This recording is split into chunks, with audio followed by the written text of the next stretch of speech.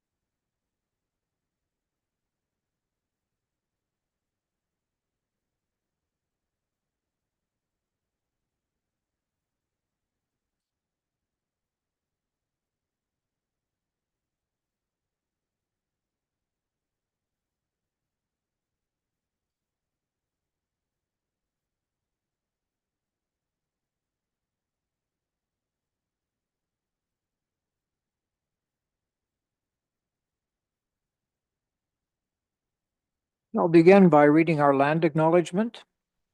We would like to acknowledge that we are meeting on the traditional lands and treaty territory of the Saugeen Ojibwe Nation, which includes the Chippewas of Nawash Unceded First Nation and the Chippewas of Saugeen First Nation. We also recognize the Métis, whose ancestors shared this land and these waters. We extend our gratitude to all Anishinaabe and Métis peoples and their descendants, past, present, and future, who continue to care for and inhabit these lands and tend these waters. And now I'll just invite you to join me for a moment of silent reflection.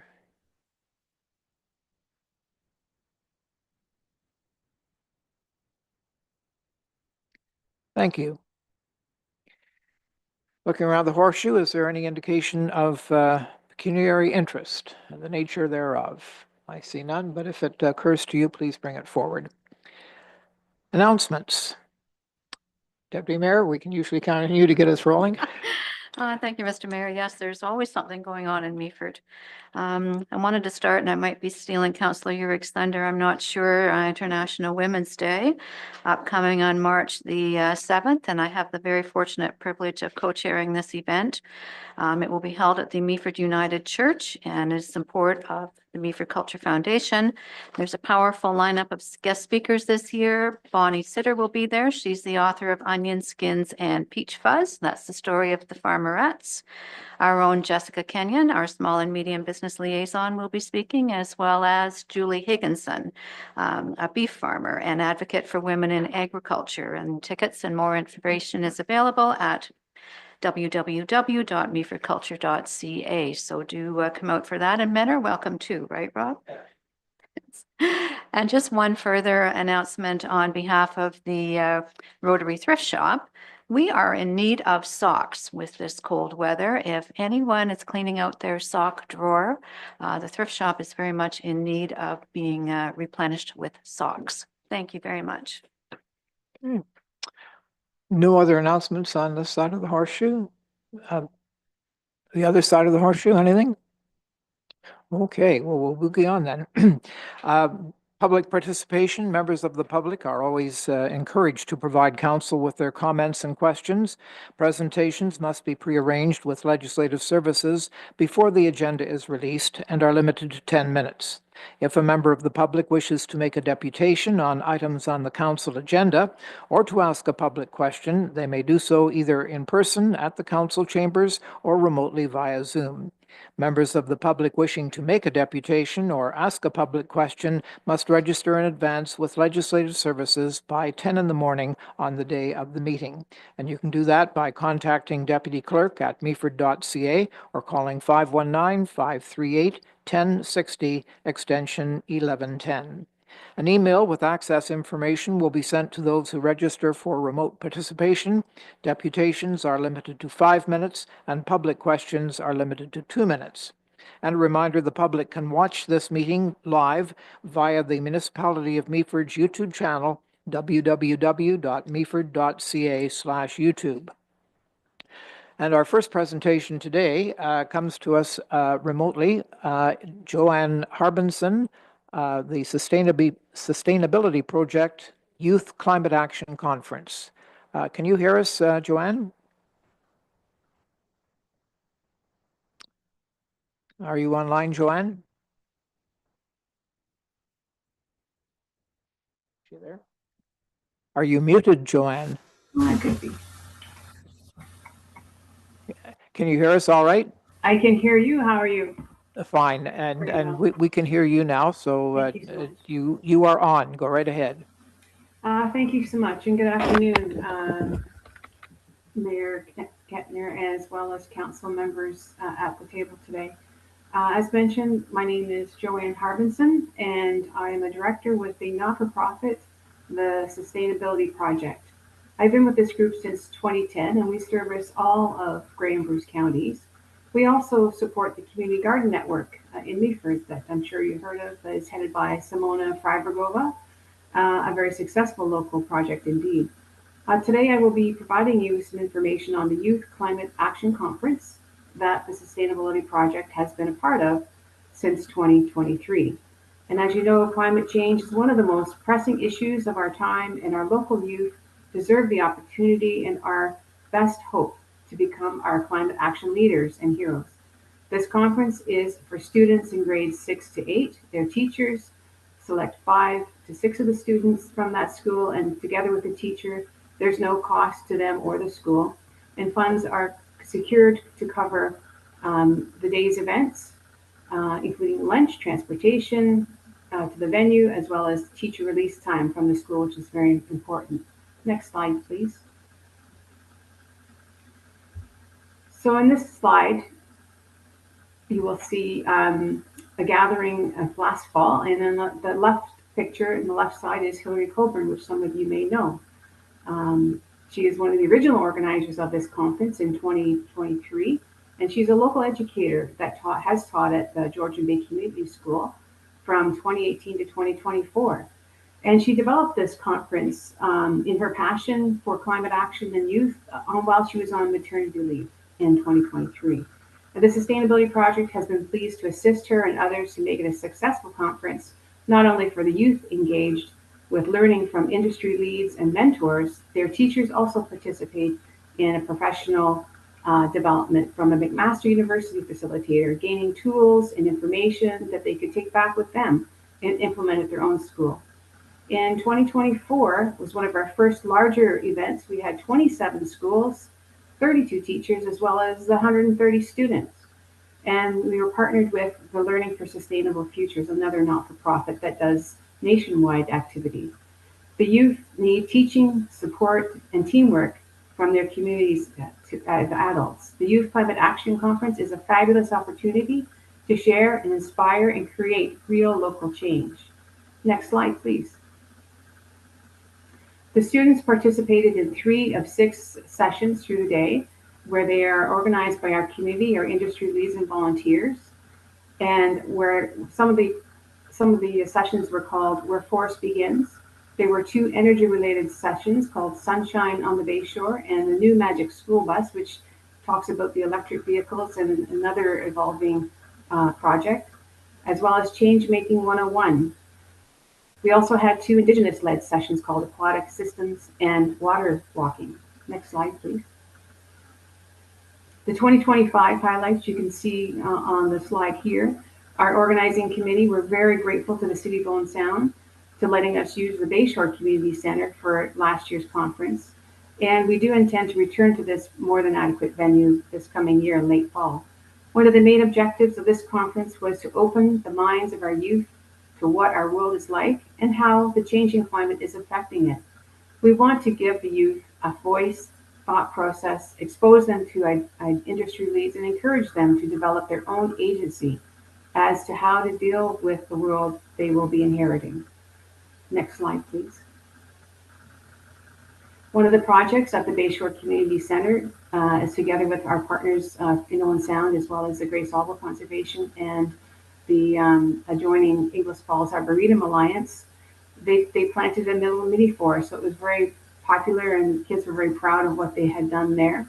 And if you go to the north side of the bayshore, you'll see that just as you're looking out towards the bay. Next slide, please.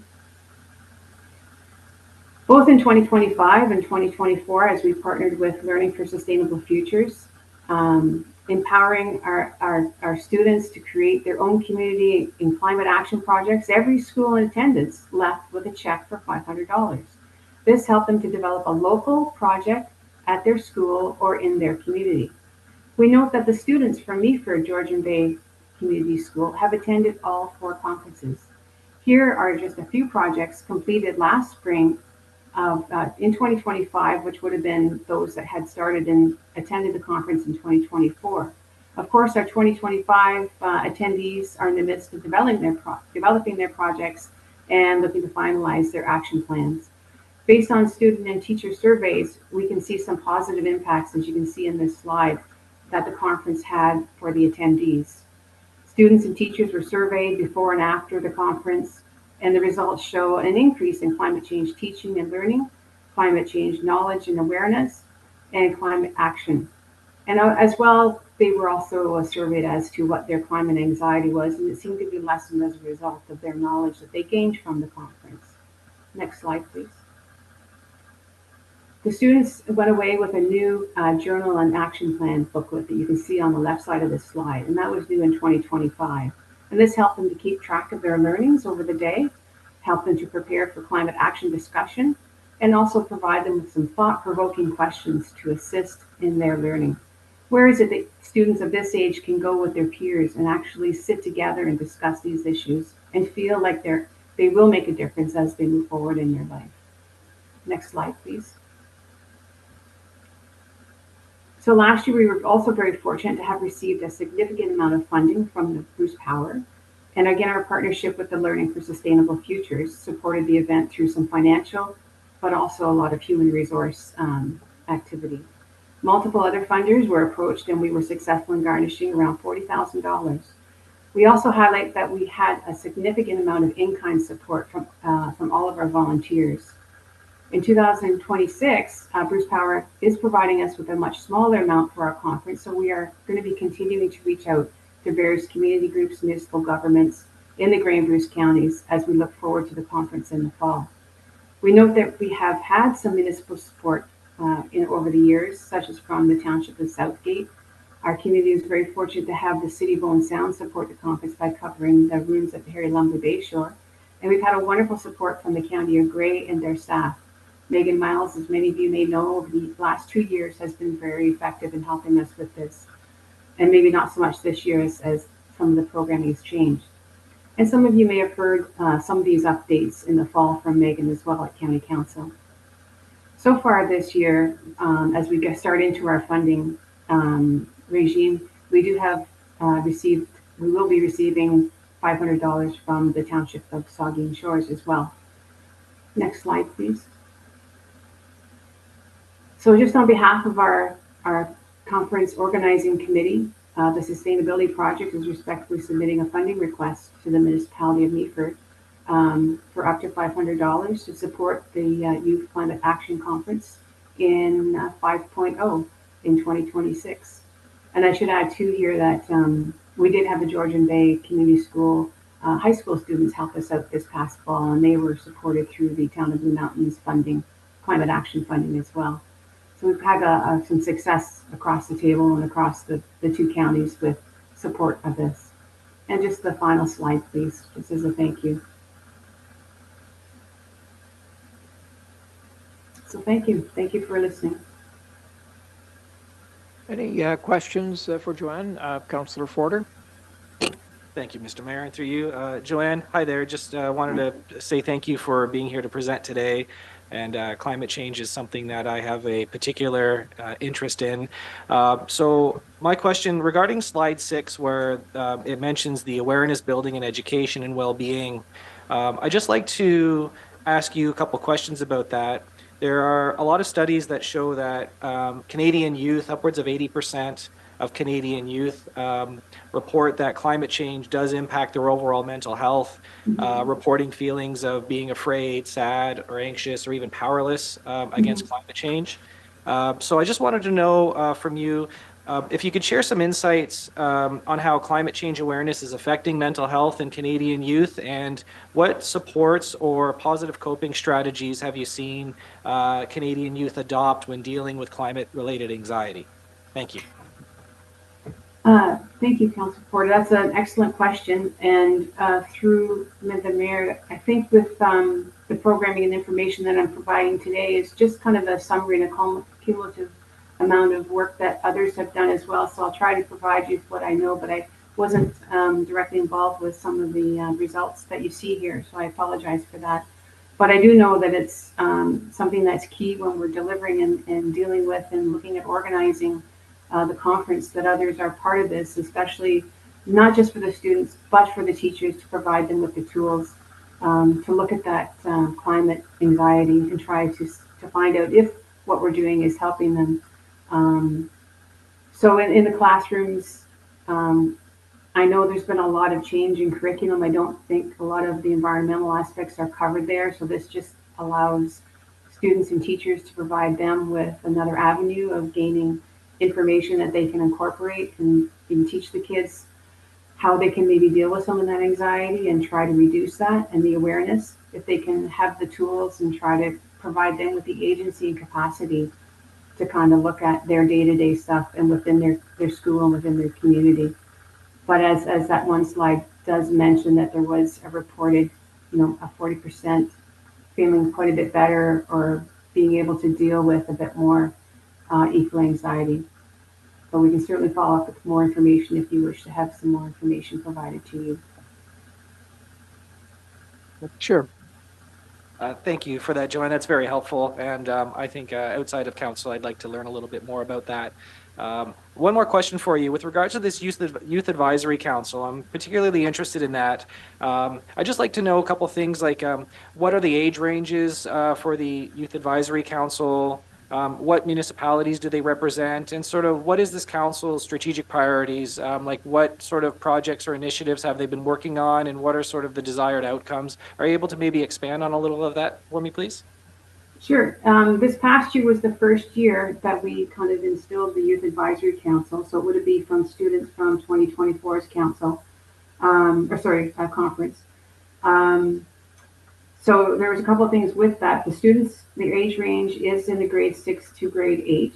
And it is youth that have participated, and sometimes the teacher might have backfilled that if the student decided they didn't once they got back to the school. So our one person that we do have as a paid coordinator was reaching out to the schools after the conference to find out their level of interest and talking to them. So I would say it was limiting. We didn't have an extreme number. We're hoping through this next one that we can increase that Youth Advisory Council. And what they did help us with was look to programming for the next conference. So coming up this fall, the Youth Advisory Council, and I would say it's under 10 individuals that are part of this group, because it's just tough to get to the teachers, to the students, to get their time as well. And they were strategically helping us with some of the topics for the next conference. So that's kind of the biggest priority that we have with the advisory council as we start to build our knowledge and as we start to build the council itself, kind of their duties and incorporate them. Like I mentioned, we did have the high school students help us in the fall, and that was the first time we had, well, no, it wasn't the first, it was the second time we had a core group of high school students. Owen Sound District also had some there. How do we dovetail them into the youth advisory? That's maybe something that we can look at as well. But we can certainly put your name on a list and have someone individually reach out to you to provide you with some more detailed information. Okay, thank you, Joanne. Anyone else have a question? Deputy Mayor? Yeah, thank you, Mr. Mayor. Just a quick question for our CAO. Recognizing that we just completed our budget on Friday and we have an ask in front of us for $500. If any one of us were to bring a motion forward to support this request, Mr. CAO, is there a likelihood that we could find somewhere to draw $500? Through Mr. Mayor to the Deputy Mayor, I would suggest that whether it be through council donations or other operating funds, we would probably be able to to provide that money if council's wish to support this. I think for the benefit of all members of the many groups in the municipality, we just put our budget to bed on Friday, and we did not have that ask in front of us during the budgeting process. So keep in mind the budget actually is an ongoing thing from, I want to say, about August 1st till, February 30th or 28th, something like that. So I just encourage people to keep that in mind if you, especially if your organization has an ask of council. Any other questions for Joanne? Then thank you again. And our next presenter is Thank you. Sarah Cowley and Brandon Downing for the YMCA of Owen Sound, speaking on the Grey Bruce YMCA impact and investment.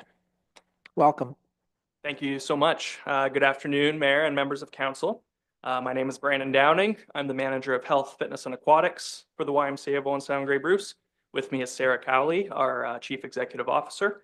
And we're here today to share how the YMCA is supporting residents of the municipality of Meaford, the impact of that work on the community well-being, and how access to the YMCA programs and services contributes to healthy, connected communities. Council received a background package in advance that provides additional details on our programs, participation, and community impact. Today, we'll focus on a high-level overview, and we're happy to answer any questions. So as a local not-for-profit serving Grey Bruce since 1877, the YMCA of Owen Sound Grey Bruce is here to ignite potential. We work alongside communities to strengthen health, foster belonging, and create opportunities for people of all ages to grow in spirit, mind, and body. Today, we're pleased to share how the YMCA is already supporting Meaford residents through seasonal services, year-round programs, and a commitment to accessible health and well-being. The YMCA's impact extends well beyond programs. It plays an important role in strengthening the local economy and building resilient communities. Across our association, we employ more than 300 staff. These roles contribute directly to local employment, workforce development, and service delivery, while ensuring high quality, safe, and inclusive programs for the community. Through licensed childcare and school-age programs, the YMCA supports working parents by providing reliable, affordable care. This allows parents and caregivers to remain in the workforce, supporting household stability and helping drive the local economy forward. The YMCA also delivers employment services that prepare job seekers for meaningful work and connect employers with skilled, job-ready residents. These services help reduce employment gaps, support local businesses, and strengthen the overall labor force. Our health, fitness, and aquatics programs promote physical and mental wellness while creating safe, welcoming spaces for social connection outside of home and work. These spaces help reduce isolation and support preventative health outcomes that benefit individuals in the broader community. Finally, through our Strong Communities Fund, the YMCA removes financial barriers to participation. This ensures that everyone, regardless of income, can access programs, feel a sense of belonging, and enjoy the benefits of the YMCA. This slide just highlights how community generosity is turned into direct support for residents. So each year, donors contribute to the YMCA to help ensure programs remain accessible to everyone. However, donations covered less than half of the financial assistance distributed. The YMCA bridged the remaining $111,000 gap to ensure no one was turned away. This reflects our commitment to removing barriers and reinvesting resources where they are needed most. Grants also play an important role in strengthening this impact, allowing us to extend support further and respond to community needs while maintaining program quality and sustainability. Since 2023, the YMCA has been physically present in the municipality of Meaford through our partnership operating the Blue Dolphin Pool each summer. We hire and train local staff, including youth gaining their first work experience. We deliver swim lessons, recreational swims, and water safety programming that supports families, seniors, and youth. Beyond the aquatic programs themselves, the pool becomes a safe and welcoming community gathering place where friendships are formed, confidence grows, lifelong skills are learned, and meaningful memories are made. In addition to summer aquatics, the YMCA partners with the Meaford Library to deliver employment supports for job seekers and employers, as well as settlement and immigration supports for newcomers. Through this partnership, residents can access trusted YMCA programs in a familiar, community-based setting, strengthening workforce participation, supporting local businesses, and helping new community members feel welcomed and connected.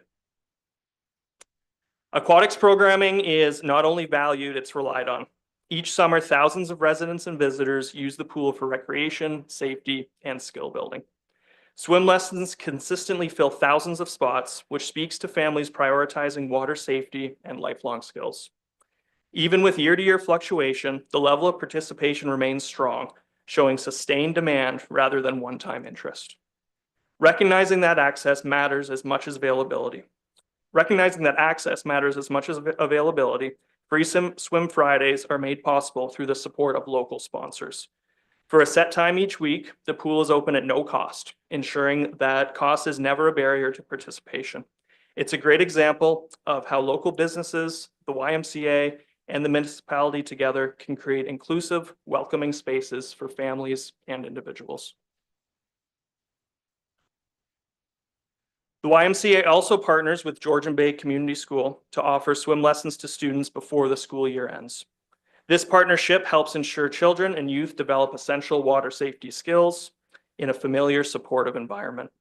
By working together, we're able to remove barriers related to transportation, access, and timing while supporting families and reinforcing safety, confidence, and lifelong skills for local students. In addition to the Blue Dolphin Pool, the YMCA delivers employment and settlement supports in partnership with the Meaford Library. These services are provided on an as-needed basis, allowing us to respond directly to community needs. By delivering support in a trusted, accessible space, we help residents connect to employment opportunities, support local employers, and assist newcomers in feeling welcomed and connected. While our physical presence in Meaford is seasonal, our relationship with Meaford residents is year-round. Many individuals and families regularly travel to access YMCA health, fitness, and aquatics programs as part of their weekly routines. These programs support physical health, mental well-being, and social connection for people at every stage of life, from children and teens to working adults and older adults. The continued participation we see reflects trust in the YMCA and the strong desire for accessible, inclusive wellness opportunities. The YMCA has a long history of working alongside municipalities and community partners to deliver programs that respond to local needs. As a local not-for-profit with deep regional roots, we bring experience, accountability, and stability to every partnership. We operate complex programs and facilities safely and inclusively, and we are trusted by municipalities, schools, and community organizations because we focus on long-term community benefit. Our approach is a collaborative and responsive with a shared goal of strengthening communities in sustainable ways.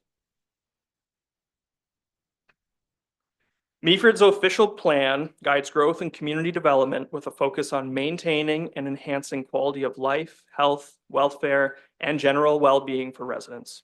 It supports services and facilities that help people of all ages meet their needs throughout various stages of life. The YMCA's work promoting wellness, connection, inclusion, and access to recreation aligns with these goals. Our programs support the well-being of residents in ways that reinforce the municipality's vision for a healthy and complete community. As Meaford continues to grow and evolve, we remain committed to supporting residents in ways that complement municipal objectives and strengthen the overall quality of life here. And we have a vested interest in this work. In case you didn't know, many members of our senior leadership team, such as Sarah, and staff group are also Meaford residents. The background package also outlines an example of how municipalities can partner with the YMCA through initiatives like Partner Days, which provide residents with free access to health, fitness, and aquatics programs. This is just one example of the types of flexible, community-focused partnerships that are possible. So thank you for the opportunity to speak with you today and for the work you do on behalf of the residents of Meaford.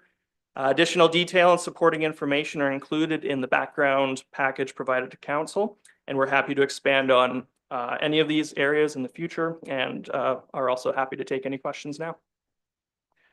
Thank you, Brandon. Councillor Yurick. Yes, thank you very much for the presentation, and thanks for everything the Y does for Blue Dolphin Pool and Meaford. It's really excellent work. I mean, I'm curious because our relationship was literally created by COVID. We were obviously having difficulties even sourcing guards because training was interrupted. I'm just curious whether today, whether the Y in general is kind of caught up with training, whether students have managed to do that. Moreover, are we able to service more guards locally than, I know at the time we only could get 4, and that's what kind of precipitated this relationship. So are we now able to kind of cultivate more locally? Yeah, that's a great question. We have seen our lifeguard levels come back up. There was the national lifeguard shortage that, like you said, is what led to this partnership happening in the first place. We have managed to get our lifeguard staff back up to a full complement, and we have plans in place to continue to build up that staff team. We recently received a Jumpstart grant, which is funding lifeguard training for youth across Grey Bruce. So it's subsidizing the course material, it's subsidizing actual enrollment fees based on income, and it's just helping us to keep that pipeline filled of future staff. I know that one of our head guards this coming season, he actually just lives around the corner from Blue Dolphin Pool. So we have some local Meaford kids as well that are continuing to provide that service to the Blue Dolphin Pool. Councillor Greenfield. Thank you, Your Worship, through you, and thanks for the presentation. The Strong Communities Fund, can you give me an idea of to what various types of issues that funds can be provided for? Yeah, absolutely. Our main use of that fund is for membership, subsidized memberships at our health, fitness, and aquatics facility in Owen Sound at the Julie MacArthur Regional Rec Center. It allows families, regardless of their income, to be able to access the programs that we offer there. Personally, my family, we were impacted by subsidized memberships. My wife, after our first child was born, she joined the Y with a subsidized membership. So I've been able to see that firsthand, the impact that it can have. It is actually a big reason of why I decided to join the team at the Y, because I could see that impact that it was having. Our settlement services have also accessed the Strong Communities Fund money for different programs through them to help newcomers to Grey Bruce settle in. And I'll just add, also in partnership with the County of Grey, we do run the social initiatives funding for them. So they provide us with funds every year that we administer and provide out to families for other activities outside of the YMCA. So for summer camps or classes, for sports teams that the kids might want to join and don't have the funds to do. We also manage those funds as well. Any other questions, Council? Well, thank you again very much for your participation today. thank you. And finally, I'm going to call on Kimberly Rogers, who is going to give us a report on the 2025 edition of Christmas on the Bay. Kimberly? Mayor Kettner, Deputy Mayor, and fellow councillors, thank you again for giving me the opportunity to be here representing Christmas on the Bay. Behind me really sits 100 volunteers, a 9-person board, 5 of them, which are here today, many of our sponsors as well. So I'm going to do a little song and dance before I get to the slide presentation. The slide presentation actually was 43 pages long. We cut it down to 17. Apparently 10 minutes is what I have.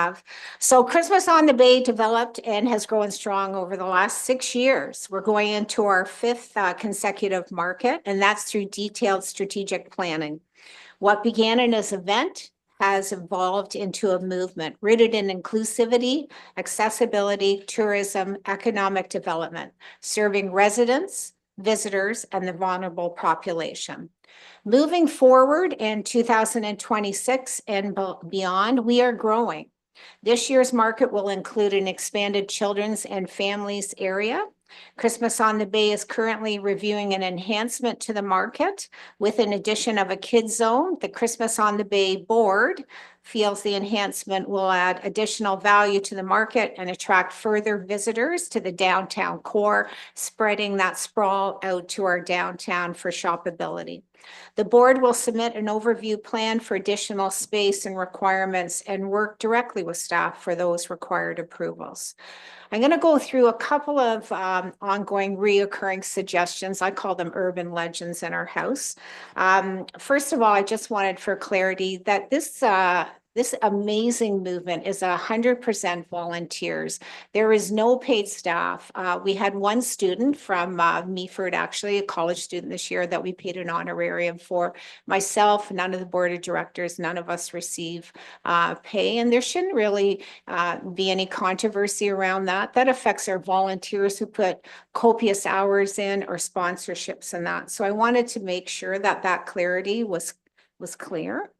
The other piece is the ongoing suggestion that we move Christmas on the Bay to the harbor. And although our harbor is absolutely visibly appealing, it can function as an accessibility market location in the winter.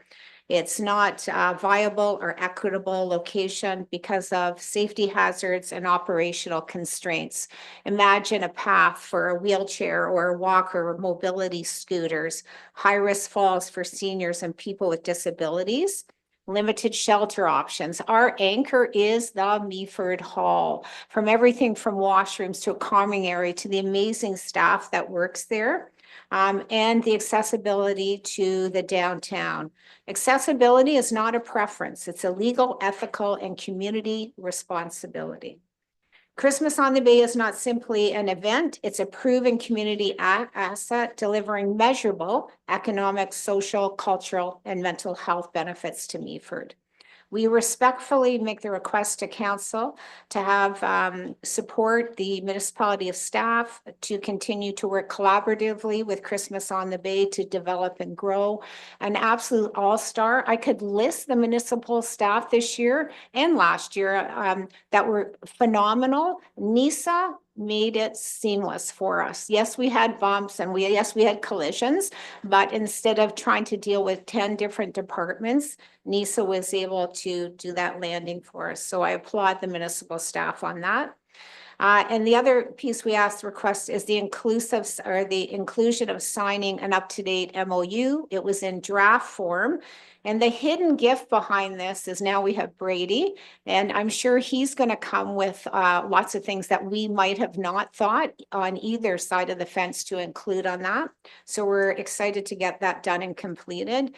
And we also request that council do an exception to the 10% increase in the hall fees. That is our grounding piece that directly affects us because we rent it for the concert of inclusion. We rent it for children's programs, community events. And Christmas on the Bay's commitment will continue to directly work with staff to enhance communication and to address the parking issues related to the market pre and post show. We had a great meeting, Donnie and myself, with Rod Willis. We're working upon that. So just as we start the slide presentation, the applause really and the expansion of the market is in the numbers, the comments, the return visits, and sometimes it's just simply about the joy that people experience. So Mr. Gooch over in Trowbridge, England, did the 43-page slide for me, which we cut down to 17, and beyond brilliant, he's a mathematician. So we have kept accurate numbers over the last 4 years, not just for our own knowledge and growth, but that directly goes back to sponsorship and granting. So really, the applause doesn't start at the board of Christmas on the Bay. The applause for all these numbers really is about the community of Meaford. When you look at the totals, our volunteers are pretty well stable all the way through with a total of 385 over the 4 years. The volunteer hours, can you imagine if you had to times that number, which I cannot do in my head, 12,000 hours. And think of it, just at a relative number of $20 an hour or 25. That really speaks to the people of Meaford coming out time and time again to offer them. Chris Sanderson to me is like the guy I phone. I have a dead elf on the roof of a shed. He's there. I need snow shoveling. He's there. I could name 20 people at the top of my head that just say, yep, whatever you need. And they're the same people I see at the 100-year anniversary of the library or cleaning the streets of Meaford. Like it's a resounding applause to the people that give back. Market attendee, our hope was 5,000 the first year back in 2022. We had over 6,400. And to be quite honest, we're kind of giggly after that. We didn't expect that. We haven't broken the 10,000. We're close. In 2024, you'll think why the low numbers, but we had Snowmageddon. If you remember, even Markdale Santa Claus Parade was canceled. Our roads were all shut down. But if you think about that and pause on that we've had over 31,000 people come in 4 years in the shoulder season, really, to Meaford. And that's visits to the Tim Hortons, stores downtown. Did they skate? Did they consider buying a home? Did they look at mom or dad coming to our long-term care? Did they look at jobs? Did they consider moving here as a doctor? All those pieces are from a center of a web that webs out because of the attendance at Christmas on the Bay. Our gross vendor sales, they don't have to report. We ask them to report, so we presume they might underreport, and some don't report at all. But within the market, we're just shy of $400,000. And then Scott did the potential for Meaford downtown spend. So he sends out a Google form to all of the stores in downtown Meaford post-market. Gives them warning pre-market and then post-market a couple of times. 15 reported this year. And then he does the mathematical equation that could come to fruition. And that's over $500,000 spent in the possibly spent in the downtown core. And then the Meaford Public Library attendees. So if we started off at 620, and this year they had 1,400 people in those 4 days at during the Christmas market. And what it does is draw the people from one end to the other end, and hopefully the sprawl down our main street. They also had quite a few memberships this year. One of our crash and burns, which we had no we have no control over the weather, was the Spirit of Inclusion, the concert Take Two. And I have to give applause to Mary and her DEI team because they had to pivot the day of. All the tickets, we say sold out, they're free event tickets, but there was a waiting list. So you can imagine the whole Opera Hall filled. And because a lot of these organizations run on the same bus systems that the school does, we had to cancel the concert. Now to you and I, okay, we'll do a makeup date, but a lot of these individuals have not performed in front of an audience, had not performed to applause before. So the devastation was heartbreak, to be quite honest. Mary and her team have pivoted, and we are doing a concert of inclusion coming up in June 24th, I believe. It's already booked at the hall. And again, we'll have the 115 or close to that participants will be on there. What did we learn? We can't plan it during Christmas market. So we'll have a COTBJ, like Christmas in July or June, something will come after this one. Yeah, that was, I can't describe the disappointment in that. I'll get to that in a minute. I talked about gross sales and then the number of hits and views. So that's great. Oh, Christmas on the Bay had all those views. No, people coming to Meaford and locally had all those views and hits on social media. Really what that equates to is tourism and economic development. And then I'm just going to whip through here a bit. We have everything from families that have come on board year after year, you know, to corporations, to organizations, from partners to money, you know, a lot of people giving kind of space to transportation to us. And then the customer results. So this was 128 surveys done throughout the market, and we take their three first characters of their postal code. And why we do that is to know if they're from here or they are from away. So how many come locally? We know that the population in Meaford is still coming out in unbelievable numbers, as well as people and their drivability are coming as well. One of the questions, what did you like about the market? You know, festive, over and over each time they said volunteers, which is really a reflection on Meaford itself, unique vendors. It's intimate, which is so funny to me because I think when you have that many people in the market square, but I would think the configuration through our operations department has been absolutely amazing to have that movement and through there. And then I'll quickly go through just key customer takeaways, greater numbers, visitors from outside the area. People are willing to drive here. And one of the comments back is more vendors would equal more products. So Janice and team for vendors are looking at that as well. And then the vendor surveys. They always say about organization, our volunteers are amazing, great entertainment. And I would say Mr. Bill back there in the corner did a fantastic job this year, as did Robert the years before. But our entertainment year after year has been absolutely spectacular. And as you know, last year we received a federal government grant to build an accessible stage. So any of our performers can get up there and get off without any problems of mobility. And then Meaford merchant results.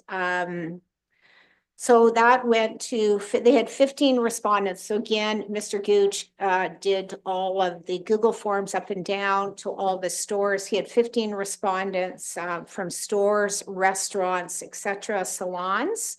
And I'm talking too fast. There we go.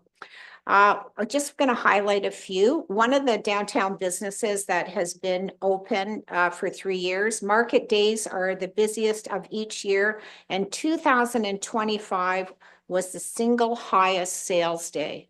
The single highest sales day since the opening of 2023. Much improved over previous years, good for out of town, good for us. So visitors from out of town coming. I thought one of the interesting ones was from the owner of the Beehive. As you know, that's a fairly new business. And again, he said equal to a summer long weekend. And I think that's worth pausing and saying again, equal to a summer long weekend. In a shoulder season, that's phenomenal for vendors. For us, I know we need to work in concert still with Jess and the municipality to get people shopping and dropping money or revisiting in the downtown core. And I believe with the 2026 economic development push in the municipality and the staff and great new staff that's coming on, I think that will be just a partnership that continues to grow. I don't think Mary's not here. So I just want to go over the welcome reception a bit. We say each year after a DI concert, we could stop and have the best market ever. And I still firmly believe that, the joy that is derived through that. So we had to pivot. We had 115 performers and staff booked for that. Canceled it, but we had 75 people attend a luncheon that was put on by Journey Center, local, Meaford. We had Dancing with Parkinson's dancers come and arrive. Allie Cooper, who had practiced, I cannot tell you how much effort this young lady put in from EFL to be our master of ceremonies. So she did her speech and it was anything short of phenomenal. And the joy was reciprocal throughout the room. We had sponsors come. Anyone we could invite and pull in. We had municipal staff there. We had volunteers. And as much as it was a sad time, the joy that was felt there for the 75 attendees was amazing. This is a little note from your amazing public library staff. We work in concert with them. We give them a donation of $500 each year to run extra programs for us. Again, the idea of pulling people down into the downtown core. They had new memberships as well as over 1,400 people. And I'd love you all to pull out your calendars because this is the date for 2026. And we're excited to be there again. That's it for me. Is there any questions, concerns, problems? I think you've satisfied us completely. Okay. Just like the market. Okay, thank you so much. And we really do appreciate your continued support. It's invaluable to us. And Sean, I'm going to circle out you because I have to say the staff that has come on board and helped us, it just gets us through the weeds easier, not just from bylaw, but Jess, Nisa, Rod, the staff that's over there, Jennifer Perks, getting a lift onto those and up and over those hurdles makes such a difference when you are hosting that many people. So I thank you. Thank you again. We're very, very fortunate to have the volunteers we have in Meaford and to have the leadership that we get. We're so fortunate with our volunteers. Thank you. There are no deputations today. Any public questions? Anyone in the audience have a question for us? If not, we will continue and move into the consent agenda. And we have 3 items here that have been before Committee of the Whole for discussion. And Council, you have your choice. You can pass all 3 with one swat, or you can take one or more out for additional consideration. So, Councillor Urick? Yes, thank you, Mr. Mayor. I'm going to ask we pull number 1. Number 2, I'll address it kind of later at the end. So number 1's fine.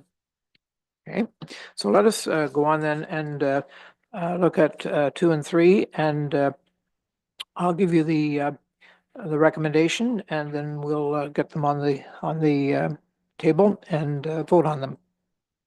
So the first recommendation is the approval of the project plan generally as outlined in Report Development 2026-02 regarding the short-term rental regulation project plan. And 2, endorse the initiation of a short-term rental regulation program. A mover and a seconder for this one. Oh, sorry, we're going to get a mover and seconder for both. Thank you. The second one is that Council of the Municipality of Meaford approve the continuance of the Municipality of Meaford Wellbeing Plan to 2030 with a commitment to review the plan in 2027. So a mover and seconder for these 2 motions, Councillor Forder and Councillor Greenfield. Thank you. Any discussion? All in favor? Anyone opposed? And that's carried unanimously. So we'll go back to item 1. And the recommendation is that Council of the Municipality of Meaford, 1, approve the continuation of the TL1 urban barriers for the 2026 patio season with participating businesses covering the full cost of barrier rentals in accordance with the Municipal Act 2001 and in the interest of cost recovery and fairness to the broader business community. And number 2, direct staff to continue administering the seasonal patio program, including coordination with participating businesses to ensure compliance with all applicable accessibility, fire, and building code requirements. So a mover and seconder for these 2 motions. 3 motions. 2. 1 motion. Sorry. It's more complicated than it looks. I agree. So you're moving it, Councillor Urick, Deputy Mayor. I saw your hand. You're seconding. Okay. Is there any discussion on the patio program, Councillor Urick? Thank you, Mr. Mayor. Just it probably will come as just either a comment or amendment. So I did hear from one of the businesses that has patios, and they asked whether it would be possible for them to purchase and set up and take down. And I did speak with CAO Everett. It doesn't state that in here. This literally point 1 talks about repeating the rental kind of process. As I had stated when we had this first conversation, was that amortizing it over a number of years makes more sense than renting it year by year, and the municipality is not willing to or able and willing to make that commitment. So if the businesses are able to make that, then it ends up saving them money over the long haul. So I would just like it worded in there somehow, that there is a availability for the owners to secure their own barriers and to set up, store, set up and take down, but obviously having to work with the required regulations that are in place and in accordance working with our own staff, because they would have to work with scheduling for put in and take down, and obviously there'd have to be some kind of inspection to make sure that it was proper. So that would be my, I don't know whether that's going to be an amendment or a note, but I definitely think that should be in there as an option. So, correct me if I'm wrong, I believe that the option for them to purchase their own barriers is in it's not? Through Mr. Mayor. So right now, that's not something that had been contemplated. I would suggest there could be the potential of that, providing that, the barriers that were being proposed would have to meet a certain spec. The installation and removal would also have to follow certain steps, and including traffic control. So I think it's a unique idea that I'm glad this was brought up, because at the end of the day, the all of the other materials that are provided for the patio are provided by the owners. So this is definitely something that I think would be worthwhile looking into, and if the potential is there and all the required specs are available, I think that's something that could be included. Whether or not it gets ingrained into this motion or gets ingrained into a future patio policy, I think the direction is clear, that council may be willing to look at that opportunity. That we already have a small business liaison person who take care of a lot of the details like that.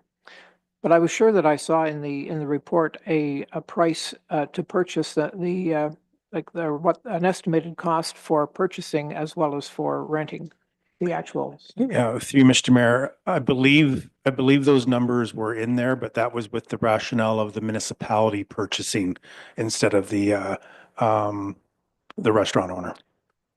Deputy Mayor, did you have your hand up? No. Okay, sorry, Councillor Greenfield. Thank you, Your Worship. Through you to our CAO, and thanks, Councillor Yurg, for bringing this up. It's a reasonable request, I think.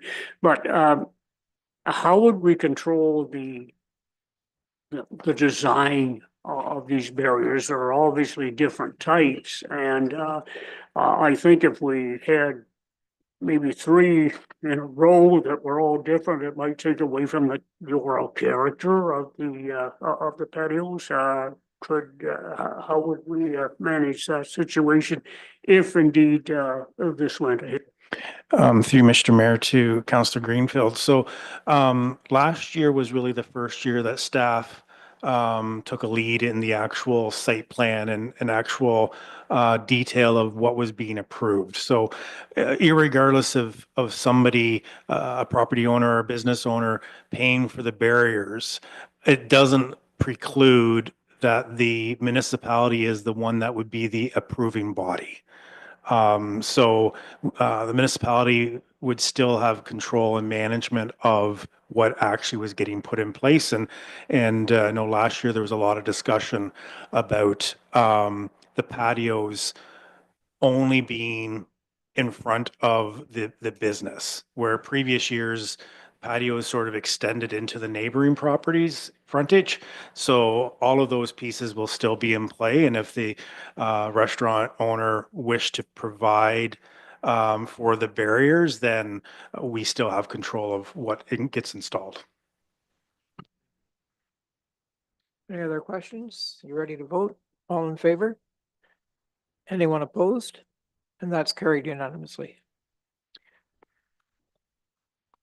So moving along. Items for consideration, the recommendation, a couple of items here. The first recommendation is that Council of the Municipality of Meaford authorize the mayor and clerk to execute all required documents to acquire and transfer 120 feet of laneway behind 68 Sykes Street North, as shown in Appendix 1, to the ownership of the municipality, and 2, direct staff to issue a charitable tax receipt to Mr. Rod Brebner based on the appraised value of the property and in accordance with legislated requirements. Can I have a mover and a seconder for that? Councillor Bell and Deputy Mayor Keaveney, thank you. Discussion? Or perhaps does anyone want to hear from our CAO on this? I think everybody is familiar with what's okay. Then I'll call the question. All in favor? And that is anyone opposed? That is carried unanimously. The next one, the recommendation is that Council of the Municipality of Meaford, 1, direct staff to initiate the formal process to declare the lands identified in this report as surplus to the needs of the municipality for purposes of selling the lands to the Blue Water District School Board for the potential of future construction of a school and daycare facility as a community benefit and supporting our local residents. And 2, direct staff to proceed with negotiations for the potential sale and disposition of land that is considered to be surplus to the needs of the municipality, and to negotiate directly and solely with the Blue Water District School Board, with the rationale being for direct community benefit of the provision of an additional public school and daycare facility. A mover and a seconder, Councillor Bell and Councillor Forder. Discussion on this one. Does anyone require more information from staff? Go ahead, Councillor Forder. Thank you, Mr. Mayor. And through you, and I guess this will be to our CAO. What safeguards would exist if the school or the daycare does not ultimately proceed? What would happen in that type of scenario? Through Mr. Mayor to Councillor Forder. So it would be the recommendation of staff that any negotiation that were to take place would have a right to first refusal clause, that if the Blue Water District School Board determined that they would not build on that site for the school or daycare, the municipality would have the opportunity to buy those lands back. And I would also suggest that it would be also right to first refusal for the municipality to consider purchasing the entire property if the school board did not wish to pursue construction. It's a strategic piece of land for sure, and it would just give us a bit of a benefit of, if that land became available, it might be something that council would want to consider acquiring later. I think we've gone full circle on this particular property within our term in this present term, and that is we wanted to buy some land from the school board, hoping to develop the property, and then as it turned out, who would have thought a short time ago when we opened a brand new community school that we would be in this position? But what it is a demonstration of the fact that Meaford is not standing still, not going backward, going forward.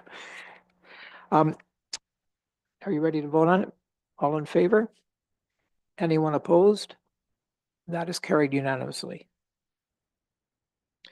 The next item is the recommendation that bylaw 2026-15, being a bylaw to limit the rate of speed on 8th Concession South in the geographic township of Sydenham, be taken as read a first, second, and third time, and finally passed. A mover and a seconder, Councillor Uhrig and Councillor Forder. Thank you. Any discussion? I think we've been well versed on this. All in favor? And that appears to be carried unanimously. Anyone opposed? Good. And finally, we have the recommendation be it resolved that bylaw 2026-16, being a bylaw to amend zoning bylaw 60-2009 of the municipality of Meaford, pertaining to lands known as 191 Fraser Street, be taken as read a first, second, and third time, and finally passed. A mover and a seconder. Councillor Greenfield and Deputy Mayor Keaveney. Any discussion on this item? Then I'll call the vote. All in favor? Anyone opposed? That is carried unanimously. Thank you. Now we need a motion to move into Committee of the Whole at 2:04 this afternoon. Can I have a mover and seconder? Councillor Forder and Councillor Ennis, thank you. And the first item here is that Committee of the Whole recommend Council of the Municipality of Meaford, 1, approve the 2026 Community Improvement Plan as written. 2, activate all programs included in the Community Improvement Plan for 2026. And 3, direct staff to bring back a summary report of the 2026 operating year in January of 2027. Mover and a seconder. Councillor Bell, thank you, and Deputy Mayor Keaveney. And Director Can, would you like to speak to this? Thank you, Your Worship. I'd be more than happy to give you a brief summary. So in accordance with council direction provided late 2025, we did undertake a comprehensive review of our community improvement plan. That process took place in accordance with the requirements of the Planning Act. So we did hold we did circulate the draft CIP that was prepared by staff on November 18th. And after that point, we held a public meeting, if you'll recall, seems like a lifetime ago, December 8th, just before the holiday break. As a result of that circulation and the public meeting, we did receive comments from the development community, the public, as well as the County of Grey. Very helpful feedback received indeed. We did, as part of the report before you, review each of those comments received and summarize sort of our feedback on that relative to the final version that is subject to approval today. So overall, there are no new programs proposed in the CIP before you. The document does look quite a bit different, but that's because we did a whole lot of sort of reformatting and clarifying to make the user experience a lot more straightforward and to give staff and council clarity as far as what eligible projects looked like and to really create clear lines in that regard for, again, as I said, a number of times in the staff report, to maintain the integrity of our funding. We do have limited funds, so we're hoping to put them to the best use possible here. So happy to answer any questions from council. Deputy Mayor? Thank you, Mr. Mayor, and thank you, Director Can, for all the work you've done on this report. It's you've tidied it up a lot, and I'm very pleased with it. I just had one suggestion for council's consideration and yours. Wondering if we could add language around incentives for the creation of spaces for new physicians or for local health care, perhaps in the way that we would look at affordable housing, that type of support for, as I say, anyone who was willing to create spaces for doctors or ancillary services. Sure. Thank you, Deputy Mayor, and through you, Your Worship. That's a great comment. Generally, I do think that physician spaces could benefit broadly from the existing programs in the CIP. For example, if they wanted to improve a facade or create structural improvements to an existing space. Thinking about that, one easy sort of inclusion, if it pleases council, could be as part of the municipal fees and charges rebate program. So right now, in the final draft presented before you, the program is geared toward purpose-built rental and affordable housing developments, as well as projects intended to primarily serve charitable organizations.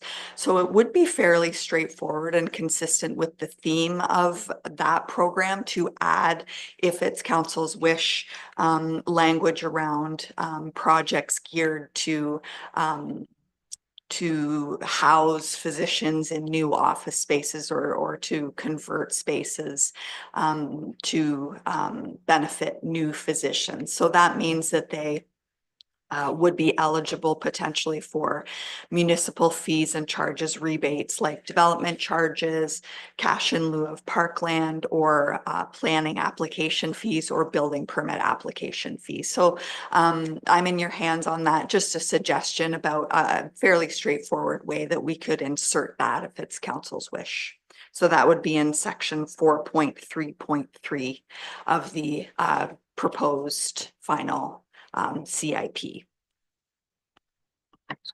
Did you have a supplementary?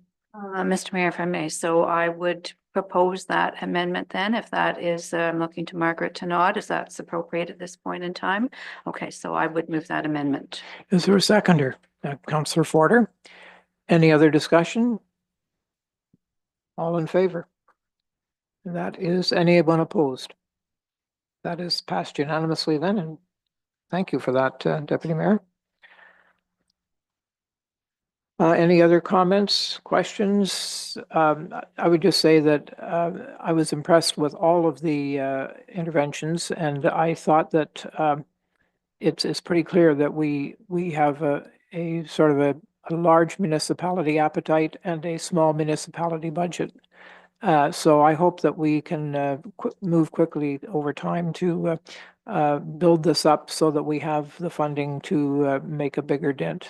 But thanks. I think it's an excellent document. Now we have another item here. The recommendation is, sorry, we haven't voted yet. I thought we had. On the amendment, sorry. So obviously mind going in too many directions at once. So the amendment, the vote on that, all in favor? Sorry, okay, that's right, we voted on the amendment. So on the overall report, all in favor? And anyone opposed? And that's carried unanimously again. Thank you, sorry. This next item, the recommendation is that Committee of the Whole recommend Council of the Municipality of Meaford for the property at 334 Sykes Street South Plaza. 1, deny the additional fascia sign variance request for the south facade of the building over the pre-existing doorway. And 2, deny the canopy sign variance request for all canopies. Is there a mover and a seconder for this? Councillor Greenfield and a seconder. Councillor Forder, thank you. Discussion? Sorry, Councillor Bell. Thanks, Mr. Mayor. So the implications for the business themselves with, I think we've all been up there. We all know that they've got canopies out front and they've got frontage going on Sykes Street and then heading back down, you know. I see in the report that as discussions have been made with the business, that they've covered the areas that in this report they're saying we really don't want them to put a company logo or anything on the existing canopies. And in particular, on a doorway that is no longer used for passage. And again, don't put a company sticker or something on the door. The report also says, page 155 of our report, that it's considered to have 2 frontages going down a passageway between the other businesses. So I guess my feeling on this is my opinion on this.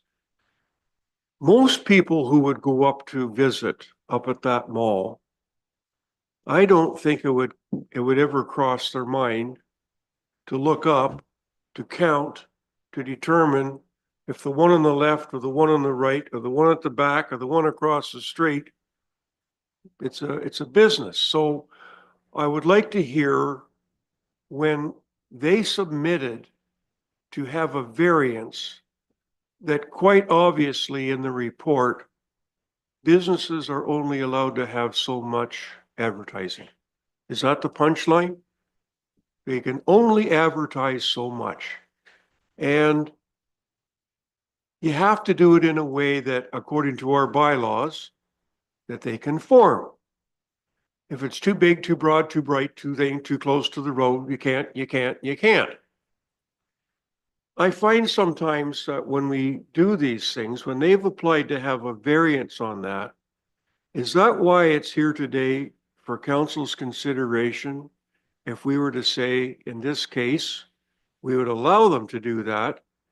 And in that case, that could open up a precedent to other businesses. So I guess I'm really looking for what our authority is today on telling a business that they are non-compliant.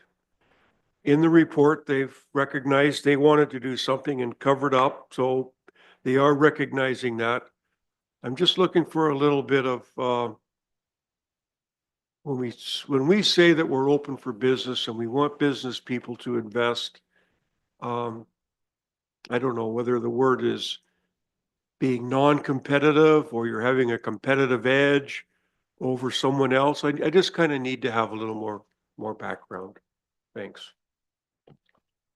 Certainly. Thank you, Your Worship, through to Councillor Bell. I will start an answer, and then if our municipal enforcement manager wants to add anything, then I would encourage her to come to. Effectively, you've summarized the situation well. Of course, council sets the policy and passed the sign bylaw. So by recommending that we deny, that council denies the request is certainly only because staff is upholding the policy of council. And should council feel that they wanted this to move forward, I believe in the report, we also indicated we can have a look at the sign bylaw. Staff can change that approach if council feels it is too restrictive, but at this time, we would need approval to provide that variance. With the current sign bylaw in place, that isn't something that staff has the authority to do, so we bring that decision to council. Councillor Urick. Thank you, Mr. Mayor. So the IDA has a sign and awnings and a big sign. And so what's the logic that they can do it and the other can't?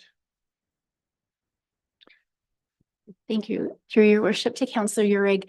So there are a number of different types and styles of signs, and the big ones, I believe, are in compliance. There are several smaller ones, which are the issue of this report, that are similarly with the IDA that aren't in compliance.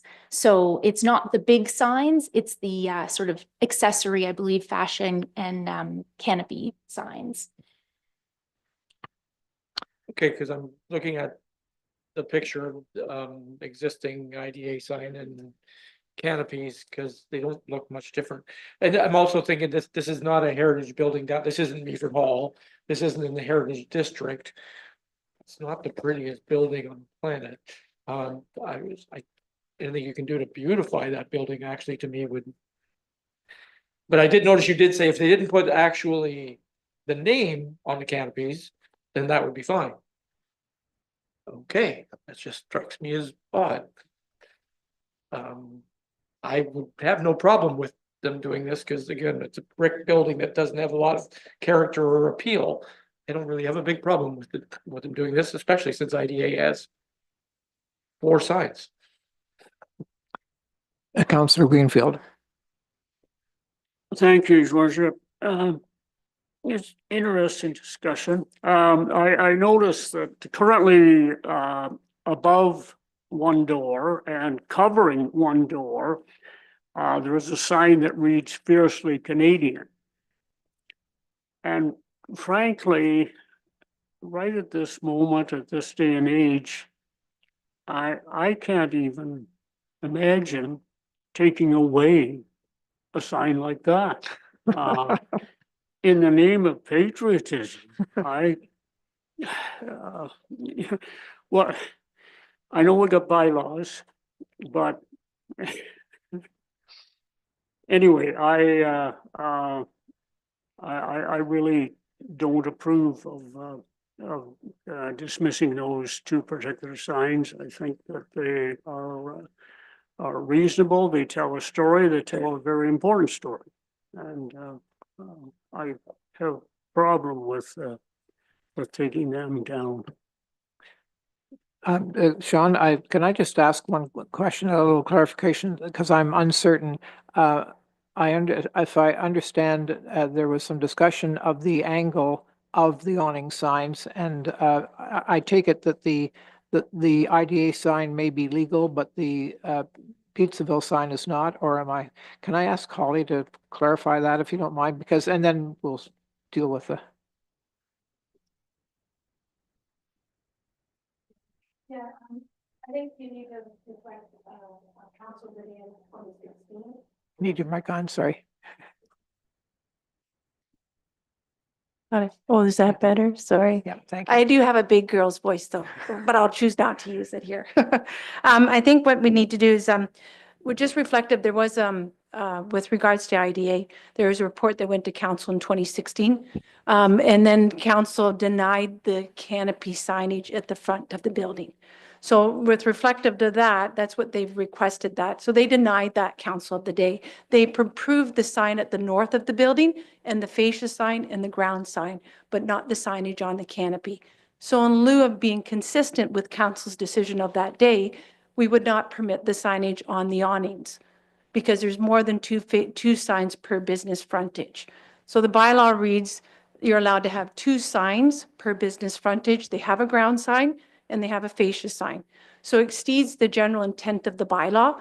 What it does is they want more signage. So included to have more signage, we don't have that variance approval through delegated authority. It has to go to council to make that decision because that impacts all businesses and allowing more signs to be on their businesses. I'm not privy to say you want more signage or not more signage. I just have to abide by what the rules and the legislation puts in place for all businesses. Thank you, Holly. Anyone else have a question for her? Deputy Mayor?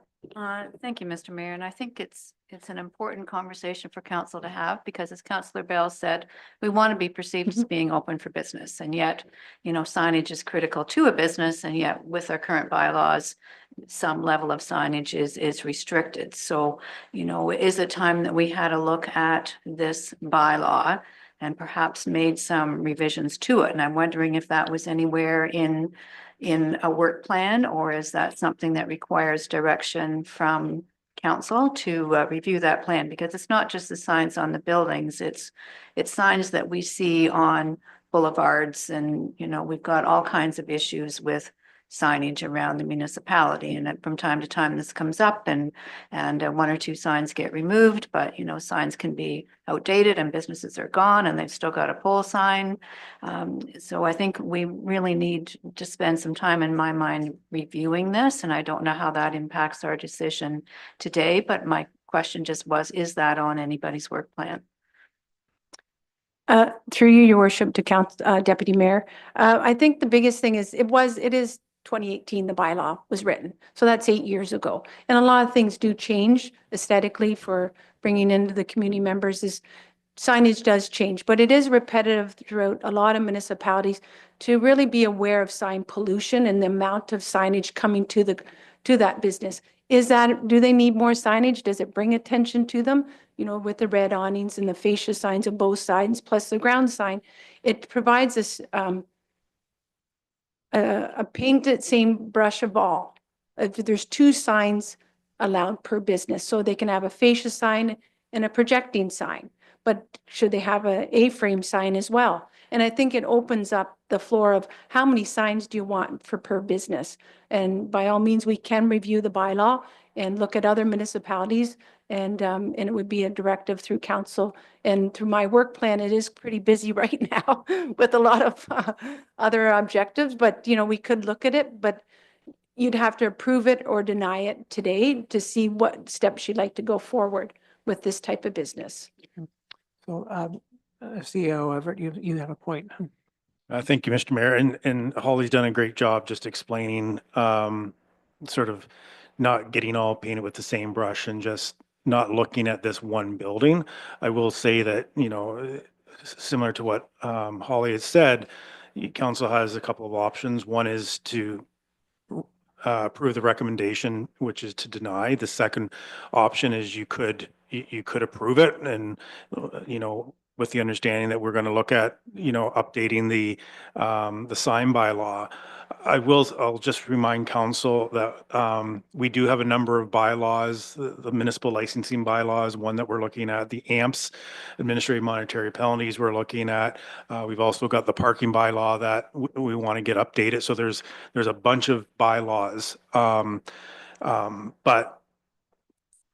with any bylaw, I just want to make it very clear and just to support staff on this. Bylaws are approved by council. Staff doesn't necessarily have any preference of what signs go where or how many there are. Staff is just in a position when we receive applications, that is what the test is against. The test is against the bylaw. So it's, I would say with a sign bylaw, one thing that is pretty critical is it's not just as simple to do a sign bylaw update. This is one that public consultation is really, really required. Not just with the business owners, but also with members of the public. I've been involved in a few sign bylaw updates, and what some people will look at as great signage in the community, others will look at it and say, not a chance. So it's one of those bylaws that once you start going down is a tough one to navigate, just because people's perspective is so significantly different of what signage can do or can't do for a community. So just wanted to add that. Thanks. Thank you. Councillor Bell and then Councillor Ennis. Thank you, Mr. Mayor. This has been good. So what do we do as a council? Because my inclination today is that we do need to have a healthy review of this. For the business that's existing and started, making their requests, do we just vote on yes or no on this and then do a notice of motion to review it? Or can I add an addendum that upon our decision today, the municipality is going to do a review of signage? Thank you, Your Worship, through to Councillor Bell. My suggestion would be a notice of motion to keep the issues a bit separate and for tracking and going through. I think adding it to the sign variance request is a little bit more complicated, since this is dealing with one issue directly. I think separated would be more clear. Councillor Ennis. Thank you. Through you, Mr. Mayor. With regards to this specific business, I would say that if we're going to go down the path of potentially reviewing the bylaw, I would still want to say no at this time for this specific request, just so that while we're in the review process, we don't have a bunch of businesses clamoring for reconsideration because we've given it to the one business. But on that front, I echo Councillor Greenfield's thoughts about patriotism for this business, what they stand for in their signage. But as much as I wouldn't want to sort of reduce that kind of messaging throughout the municipality, I appreciate what Holly said about sign pollution. One thing I really like about coming into Meaford is that there's enough signage to figure out where things are, but not so much that I feel like I'm being marketed to. And having grown up in Mississauga, I know what that feels like and I don't like it. So, and I feel like that's probably echoed obviously by the laughter in this room, but also by many members of our community. So that said, I don't know that I would like to see this bylaw get reviewed. I mean, maybe we can find some creative way for them to include all of the messaging that they'd like in their signage or something like that. But at face value, kind of limiting the amount of signage, I think really keeps it from feeling like everywhere you go, some large corporation is trying to sell you a thing. If you want Pizzaville pizza, you'll go find it, and it's easy to spot. So, on that front, I would advocate for denying this request and not prioritizing revisiting that bylaw. And just as a follow-up to that, I'd like to make one point, and that is that we are gradually becoming aware that even though the downtown core is our heritage, it is what we really cherish. We are also growing more and more conscious of we don't want our urban part of Meaford to look like every other small town in Ontario. And so that's one of the reasons why, now that we control a good part of Highway 26 South, we may have the opportunity at some time to say, you know what, we're going to hold out for a building of some kind instead of storage, outdoor storage. And I think that in the same way, we need to start looking at ways that we can make our malls just differentiate them to some degree from the typical entrance malls to all small towns in Ontario. And one of the easiest ways is just by holding our sign bylaw, holding feet to the fire, and making sure that we at least abide by what we have already established as what we wanted. And I think that going forward, we'll be looking at ways, because we have talked about extending the downtown heritage improvement area. And definitely, even there are no heritage buildings at the extremities or the gateways, but we can do a lot to improve the impression when you arrive in Meaford. And so for those reasons, I'll be voting to support this recommendation. Councillor Greenfield? In your worship, and thank you, Ms. Hines, for your comments. And I don't want you to think for a moment that I would want to interfere with your duties and your opinions. And in spite of my carrying the flag, I will abide by your suggestions here. And but I do think I do agree that a revisitation to the sign bylaw would be a good idea. The mayor mentioned the Heritage District. I'm hoping we can, if we do revisit and revamp the sign bylaw, we can perhaps get more heritage type signage becoming more evident in not only our downtown, but our urban area throughout. So we will look forward to the results of that. Thank you. Councillor Ennis? Thank you. Through you. I was going to say something else, but to add on to Councillor Greenfield's point, I could be amenable to that sort of thing. I know that Niagara on the Lake has done that very well, and I appreciate having even corporate sort of standard corporate names and signage being translated into sort of a local version can work really nicely. But to Mayor Kentner's point, with wanting to treat sort of downtown and the Heritage District as a jewel, I would just want to caution my friends here that if you have one part of town, like maybe that up on the hill, or further, kind of on the north end, you don't want to end up with a downtown and then kind of like the other part of town, the part sort of that's kind of across the tracks.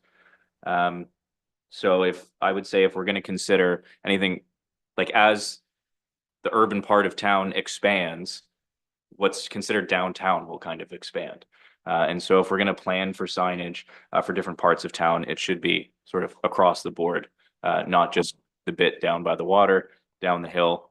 It should apply everywhere. I agree with that. Councillor Urick?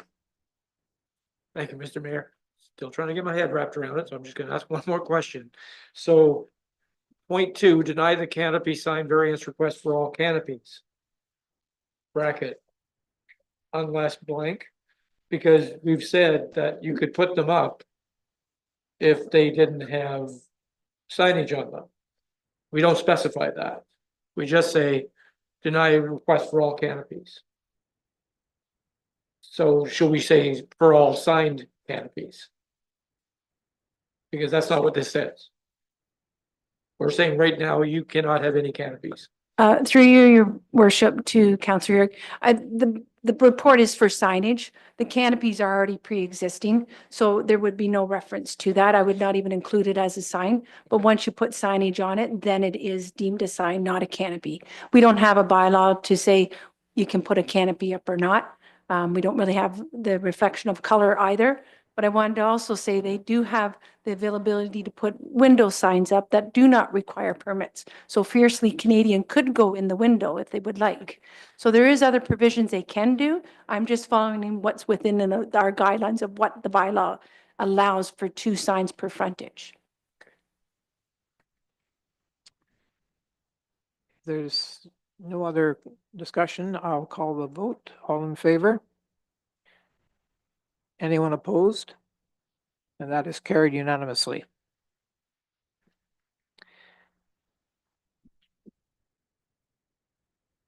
So updates from members of appointed to county council, committees and local boards. Deputy Mayor Keaveney, do you have a report for us? Mr. Mayor, I do not today because county council has not met since we last had a council meeting. We do meet this coming Thursday, so we'll have a report at our next meeting. Thank you. Anything, sorry, Councillor Yurick? Thank you, Mr. Mayor. That's good because I've got 3. Okay. The Growing Our Economy Committee committee met on, held its final meeting on February 4th and heard a presentation by Shannon Curry of SCP Properties. With 16,000 square feet of industrial commercial space and 14,000 feet of office space, complete with 400 parking spaces, Ms. Curry gave a comprehensive representation as to how this facility is perfectly suited as a professional services building. Relocating or opening new health, financial, or real estate offices in SCP would free up buildings on the main street for dedicated retail spaces and provide a one-stop location for a wide variety of professional services. They have also converted the old Amarok office building into 9,000 square feet of available flexible office space. Finally, they've created a co-working space that provides a flexible membership-based professional environment with hot desks, a boardroom, meeting rooms, and private offices for entrepreneurs and individuals who do not want or need to invest in full-time office or meeting space. CAO Everett provided an update on the budget process, the TCE Community Benefit Agreement status, and the Meaford Community Wellness Readiness Study currently being conducted by Deloitte.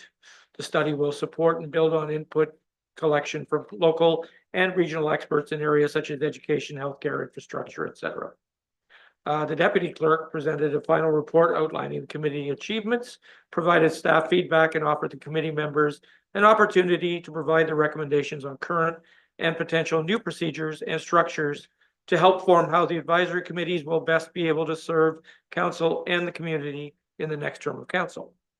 Finally, I thank the committee members for their time, dedication, and service to the community in participating on the Growing Our Economy Advisory Committee. Okay. If you'll indulge me, I'll go on to the OPP board. We met on January 27th. It was the AGM board elections were held and Chair Jerry Salersh and Vice Chair Bob Nickel were acclaimed to their prospective positions for 2026. The board heard a presentation on human trafficking. This was interesting. Sex and forced labor are the predominant offenses, and while it is present in our region, it's not as prevalent as the larger urban areas. Rural areas mainly serve as victim recruitment locations, differing from urban trafficking as they require specialized investigative and preventative methods. There are a couple of interesting notes that I thought it was important to bring.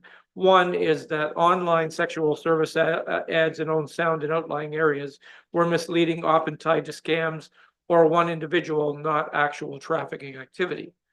More importantly, and this is related to, I mentioned earlier, it's becoming more common that short-term rentals and foreign seasonal labor pose new trafficking risks requiring tailored responses. STRs in particular are posing new risks in this field, with these locations being used to host illegal activities with the pimp being present in the house.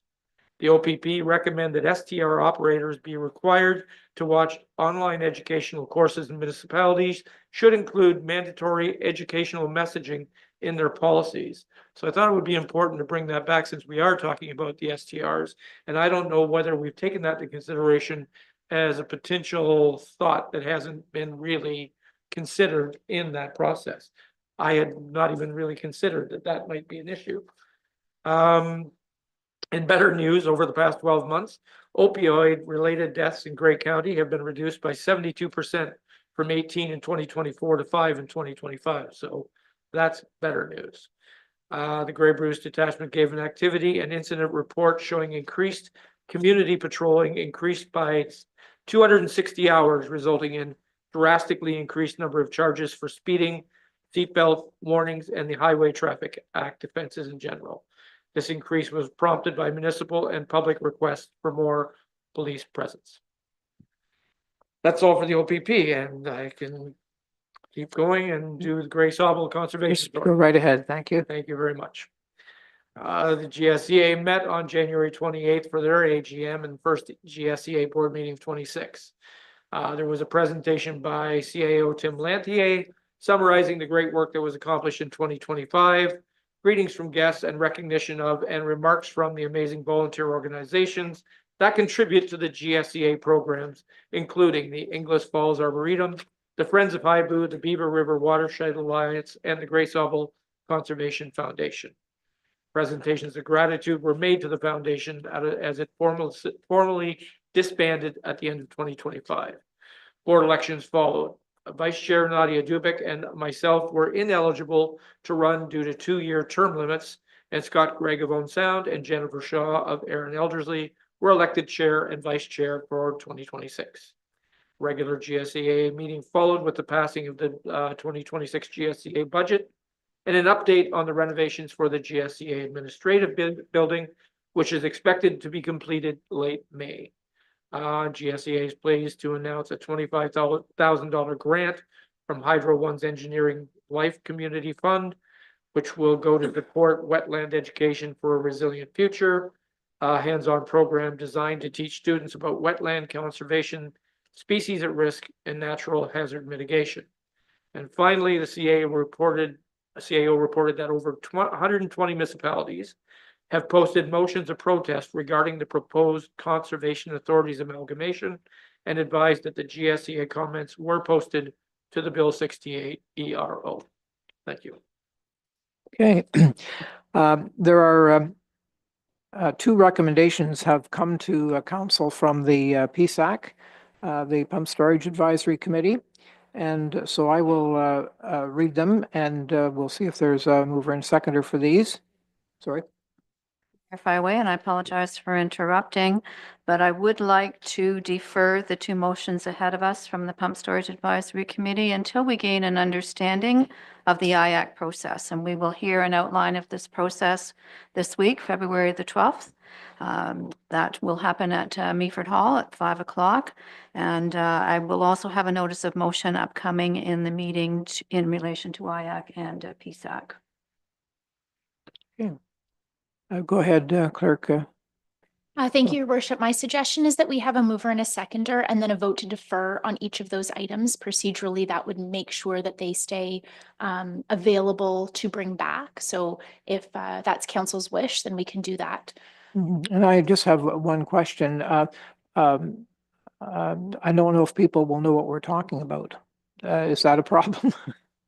That is to say, I guess, unless they have a copy of the agenda, or I guess they can find the agenda on online.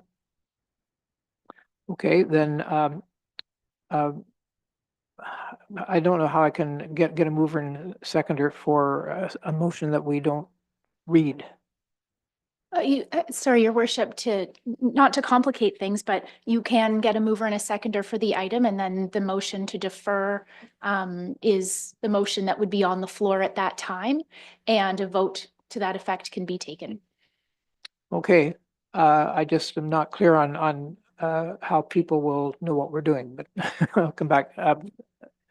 Did you have something to contribute to, Councillor Bell? Oh, you seconded it. So that is, you seconded the deputy mayor's, well, okay, so.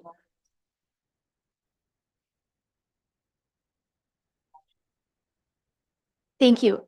There are two motions. We'll start with the first. If Okay. we can have a mover and a seconder for the first item, and then we'll have the motion to defer. So similar to Okay. putting anything on the floor, we would have a mover and a seconder. Yes, so I'm going to read these motions then because. Let's do them in separate. Yes, if yes, that's exactly. great. Okay, that's fine. I apologize for being so thick-headed today, but that's was my concern. So the first recommendation that comes from the PSAC committee is that Committee of the Whole recommend that Council of the Municipality of Meaford include the following in a foremost community benefits request. One, that TC Energy, upon approval of their application by the necessary authorities, develop, finance, and carry out a 50-year rehabilitation plan designed to not only maintain the current status of Georgian Bay waters, but to consistently improve and enhance that same environment by A, attacking and reducing the intrusion of invasive species such as the zebra and quagga mussels, round goby and Asian carp fish, sea lampreys, spring water fleas, as well as invasive plants such as Phragmites and cladophora. And B, enhancing the fish habitat for native species. Two, that TC Energy coordinate and conduct this long-term rehabilitation plan by working collaboratively with the appropriate provincial ministries and environmental organizations when necessary. And three, that TC Energy bring forward a biannual public report on the status of the plan's continued endeavors and progress on the above activities. Mover and a seconder.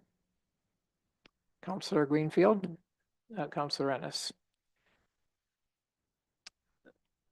So yeah, so now we're going to hear, you have a motion to defer and it's been actually, okay. So I'm going to call the vote then, and unless you want to discuss this, whether you are willing to defer this. Sorry.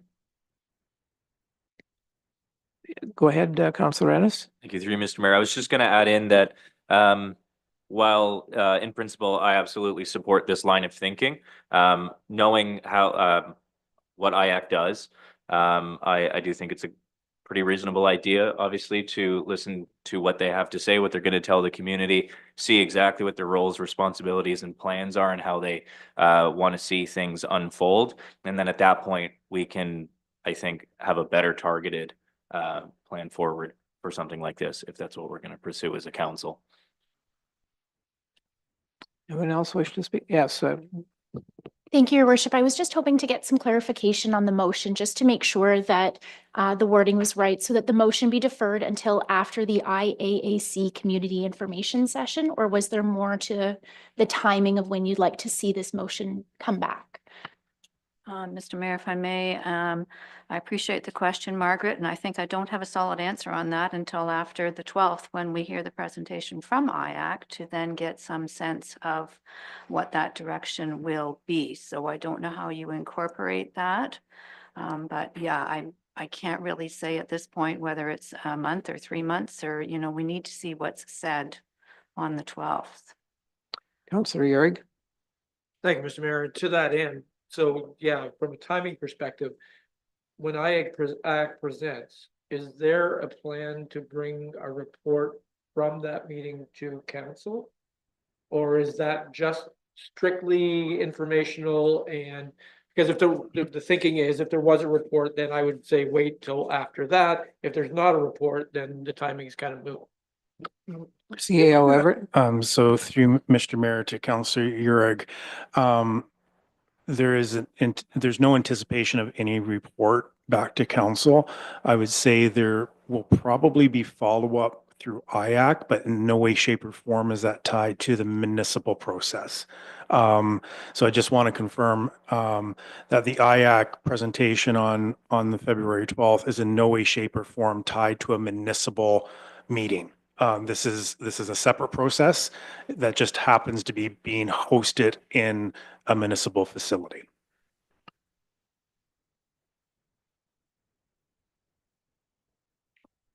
Go ahead, Councillor Greenfield. I appreciate the importance of the IAAC meeting coming up in a few days, and I look forward to it with a great deal of apprehension and interest. I'm a little disappointed with the motion to defer, particularly because on our agenda, we had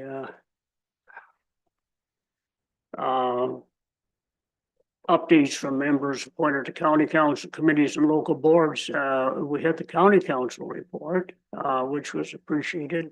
I assumed I assumed you would ask for a report from the Pump Storage Advisory Committee, which I don't believe you did.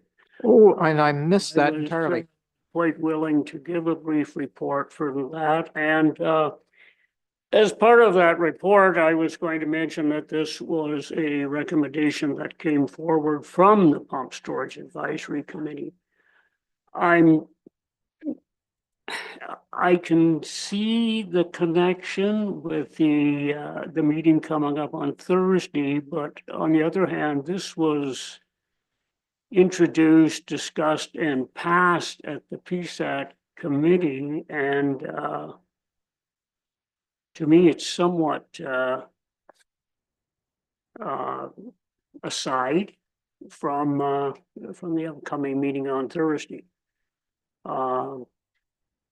Just my opinion.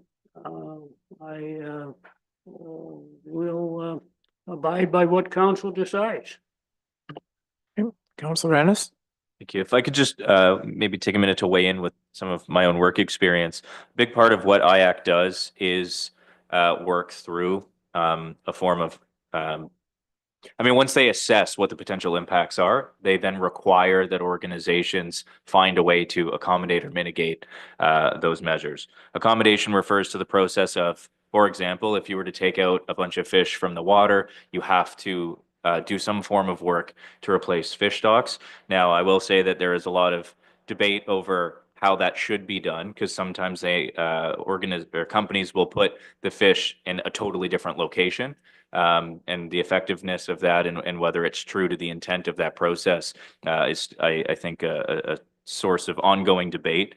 But I think it would be a little bit hasty to kind of dive right in right now with something like this until we know what IAC's perspective is. I can't weigh in on a non-nuclear project because I don't have experience with that. But it might be worth just understanding how they're going to work that part of the impact assessment process, and then figure out how we're going to approach this idea of just kind of having a municipal version of follow-up. And, just like for things, I think there's some editing to be done. Like to say the 50-year rehabilitation plan, I would argue even if we were to pursue something like this, to see life cycle or even post-life cycle into decommissioning on something like that. So I think it would be wise for everybody to just understand, because it seems to me that when I look at what the community's conversation is on this project and IAC coming to town to explain their work, a lot of people just kind of assume that IAC is making the project happen. And that's not true. Their job is to look at it and see whether or not it's what the goods and the pros and cons are, and how to deal with that. So it might be good for everybody to get on the same page with how that process is going to work. And then from there, it might be worth revisiting. So I would say maybe even if we were to put a timeline on deferring, I think the next council meeting is the following week, the 23rd. We could just bring it back up again. Maybe we'll have something that we're ready to action. Worst case, we get moved second, discuss, and we defer again. But I think it would be worth deferring till the next meeting. We can all come armed with the knowledge from, presumably we'll all attend the session, and then discuss again. The most important point here really is that it is council's prerogative to decide on the negotiations with TC Energy. That is not PSAC's role. And for that reason, I would say that postponement is definitely in order until the next phase is to find out what exactly the the organization that is responsible for determining how to mitigate any potential setbacks as a result of a project. So that's where I'm coming from anyway, and I'll ask if you wish to speak to this, CAO Everett. No, that's fine. Well, I will, anyone else have a comment? But I strongly remind people that it is council's prerogative to negotiate with TCE, and for that reason, I think that we need some time to consider whether this is part of our negotiating strategy or not. I'm going to call the vote. All in favor? Sorry. Thank you, Your Worship. I think just to clarify what the vote will be on, currently we have a motion to defer until after the community information session. The suggestion has been to defer until the February 23rd, but I wanted to make sure that the deputy mayor was confirmed about what the timeline was. We could do the 23rd. We could say a certain number of months has passed and it would return to council. As the mover of the motion, I would look to you for direction on that. I think I'm fine with the 23rd. I mean, we have no idea what we're going to learn on Thursday, but we can have another look at this at that point and make a decision from there. That's fine. So I will call the vote. All in favor of the amendment? And that is carried. Let me say, anyone opposed? Thank you. And so that is a 6-1 vote in favor of the, now the second resolution is, as far as I see it, is very similar. But anyway, we'll go through this again. The recommendation is that Committee of the Whole recommend that Council of the Municipality of Meaford direct staff to start collecting, cataloging, and publishing either on the municipal website through regular email updates or in another readily accessible way the questions posed in regard to the pump storage project and the associated answers, including dates of the question and the author of the response. Is there a mover and a seconder to put this on the table? Councillor Ennis and Councillor Forder, thank you. Deputy Mayor.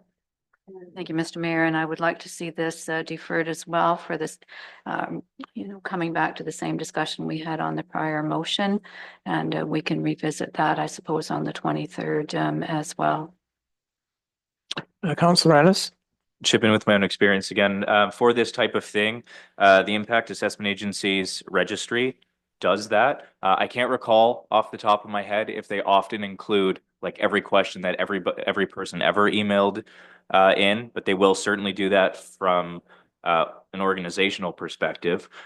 So when this is revisited, I would suggest we just make sure find out whether it's standard practice for them to include all questions as opposed to questions from specific bodies, and go from there.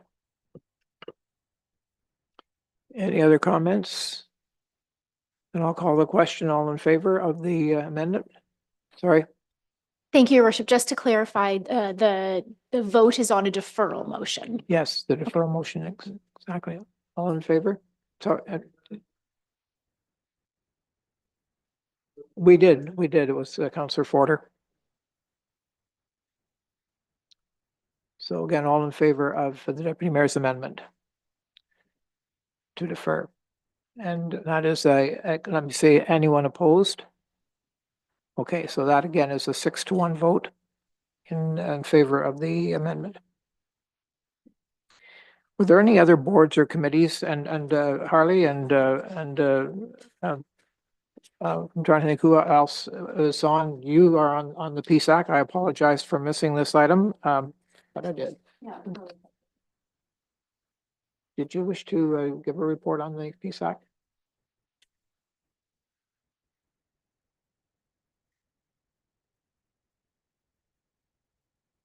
Yeah, we did meet on January 29th. The meeting had two presentations concerning the Ludington facility tour, a written report, and then our CAO, Mr. Everett, gave a very good verbal report, a lot of information, I think quite a bit of new information, actually, some that was fairly well known, but some new insights into that project that has been going now for, I think, 53 years, 52 or 3 anyway, and seems to be very much a part of the Ludington Marquette area of Michigan.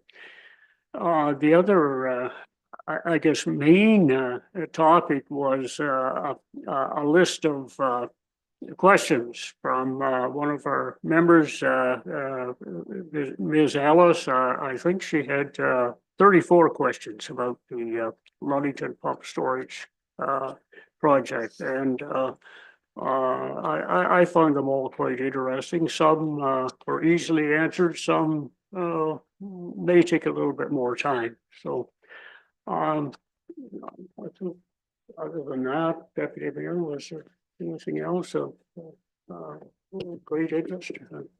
Mr. Mayor, I think Councillor Greenfield has covered the meeting sufficiently well. There was a terrific article in the Meaford Independent this week about, the trip to Ludington, and we've discussed the emotions. So no, I think that's been well covered. Thank you. Okay. Well, I need a motion to move out of committee of the whole at 2:59 p.m. Moved by Councillor Urick and seconded by Councillor Greenfield. Thank you. All in favor? And Councillor motions. Anyone has a notice of motion, I believe? Thank you, Mr. Mayor. Yes, as I said at an earlier council meeting coming from Roma, one of the things that they had recommended, and we've had a lot of conversations over the budget about potential pursuing sponsorships. One of the things they recommended highly was having a sponsorship policy. So I will be bringing a notice of motion for the next meeting to somehow introduce that into the busy mix of staff that has already been mentioned. Thank you. Deputy Mayor? Thank you, Mr. Mayor. I also have a notice of motion, and my motion will request a support from council, recognizing, as we just said, the initiation of the IAC process beginning this week, February the 12th, to consider the dissolution of the Pump Storage Advisory Committee, known as PSAC, so that the formal process and the future receipt of the TC application will be now formally managed by IAC. So essentially, we didn't discuss this when we had the prior report suggesting the dissolution of some of the advisory committees, because we weren't aware at that point in time when the IAC process might kick in, so to speak. So now that we know that, and appreciate all the information provided by Councillor Ennis, that's very helpful to help us get a head start on what IAC is going to be all about. So really, they will be, taking over that work. So that will be the motion to our next agenda. Okay. I'm inclined to move on, and perhaps at the break before we have a closed session, someone to introduce to us, if you would prefer to do that now or later. Our clerk had just suggested if we can do the motions for decision first. Yes, let's do that. So I believe, Deputy Mayor, you have a motion for decision. Thank you very much, Mr. Mayor. I do. And this one is support for Meaford Community Garden relocation. And I'm pleased to say we have representatives of the Community Garden Organization in the room, and I'll read the motion. Whereas the Meaford Community Garden, MCG, has occupied a plot of land at the former Georgian Bay Community School, GBCS, site since 2012. And whereas MCG is no longer able to use the former GBCS location, whereas MCG wishes to continue operating a community garden within the municipality of Meaford and resume growing fresh produce in 2026 and upcoming years. And whereas food accessibility and sustainable gardening practices are supported and welcomed by the municipality of Meaford. And whereas MCG donates approximately 2,000 pounds of produce annually to the Meaford Food Bank, Meaford Place, and the community fridge. And whereas Meaford has completed a land inventory inclusive of plots of vacant land, now therefore be it resolved that the Council of the Municipality of Meaford directs staff to, 1, work in partnership with the Meaford Community Garden team to identify a suitable location for the future site of the community garden for council's consideration no later than March the 1st, 2026. And 2, establish a working relationship with the Meaford Community Garden team to develop an appropriate operational and partnership model for the establishment and operation of community garden on municipal property for council's consideration by May the 1st, 2026. Is there a seconder for her motion? Councillor Bell? Thank you, Mr. Mayor, and if I may, I just want to express appreciation to the community gardens people for all the great work that they have done over the years and I have seen full fridges at the food bank and greatly appreciate your support of Meaford Place for sure. This is really needed in our community, and I know you have a very supportive group of volunteers that support the efforts of the Meaford Community Gardens, and I know we have a meeting upcoming to look at potential solutions. So I just wanted to add that. Thank you. Councillor Bell? Thanks, Mr. Mayor, and thank you to the Meaford Community Garden Group. When I'm on the Grey County Farm Safety Association, we had an opportunity that we advertised for folks to come out. We were looking at agricultural practices, and of course, the emphasis was around safety, working with equipment and so on. But what struck me at that particular meeting, and I know that you folks that are involved with a community garden probably hear this quite frequently. We had a person come out that I'm not just exactly sure of their background, but for somebody that comes from an agricultural background, I found that that person's comments about how excited they were when they put a seed in the ground and they watered it and they watched how it grew. I'm listening to this person and I'm thinking, yeah, that's kind of what we've been doing. But this person, it was extremely exciting. And I'm sure you get people who see that they've never had that, or they've been removed for, 3 or 4 generations from a farming or agricultural background. So when I see that your group, I take it, is functioning very well. You've got some folks who came out the last time here and, they're wearing their summertime hats in the middle of winter. And I took note of that. So I think that the deputy mayor's motion here, I know is going to have unanimous support, Deputy Mayor. I know that. And I'm going to be voting in favor of the deputy mayor's motion. And with that, I do wish you all the best in the future, because I do believe that there's more than just a few people who need to get their hands dirty in the good stuff. Thank you. I'm going to call the vote. All in favor? And that is anyone opposed? And that is passed unanimously. We have a recommendation, be it resolved that Council of the Municipality of Meaford hereby adopt the minutes of the council meeting held on January 26, 2026, and the closed meeting held on January 26, 2026. Mover and a seconder. Councillor Urick and Councillor Forder. All in favor? Anyone opposed? That's carried unanimously. And I'm going to ask if there's anything on the communications list that you wish to raise. Councillor Urick. Mr. Mayor, just one item on the correspondence list. Okay. Item, it was on page 11 of the correspondence, sorry, I don't know what page that is. I would like to, submit a letter of support for the enhanced school bus safety and implementation of stop arm camera systems that was put forth by the OPP. It was shocking to think that over 30,000 times per day that there are incidents of illegal passing of stop school buses. That's pretty scary. So the municipality of North Grenville, Merrickville, Wolford Village OPP Detachment Board put forward this motion, and I would just like to support that. And I'll defer to our clerk on how that should be done. Certainly, thank you, Your Worship. My suggestion would be that we have a mover for a motion of support to direct staff to draft a letter of that motion of support. If we had a seconder and a vote on that, we could proceed at this time. So you're moving it, Councillor Uhrig, seconder for that. Councillor Forder, any discussion?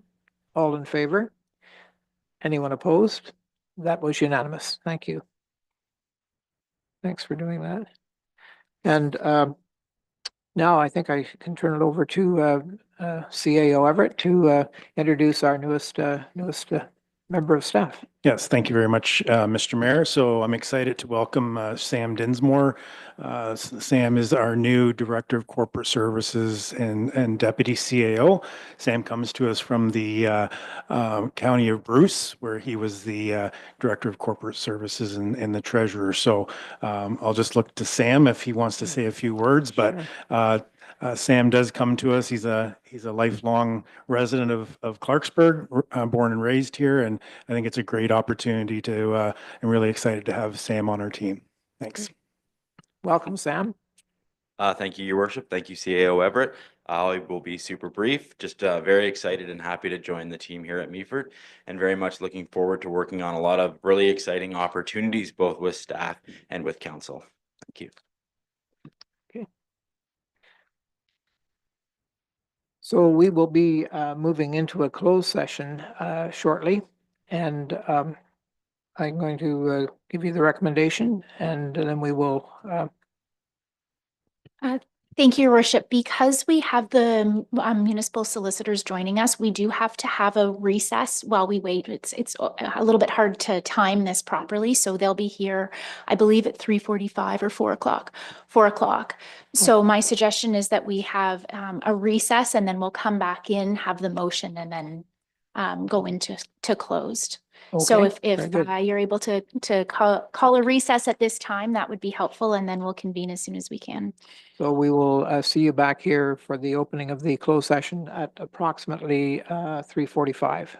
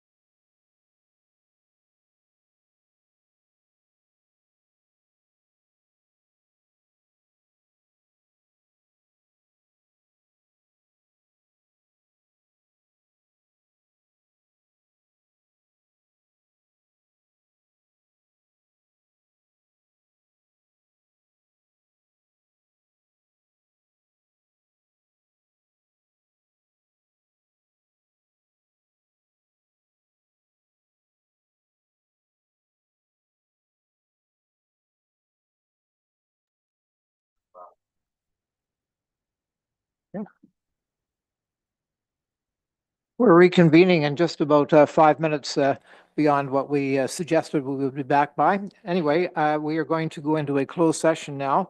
Be it resolved that Council of the Municipality of Meaford does now go into a closed session at 3:51 p.m.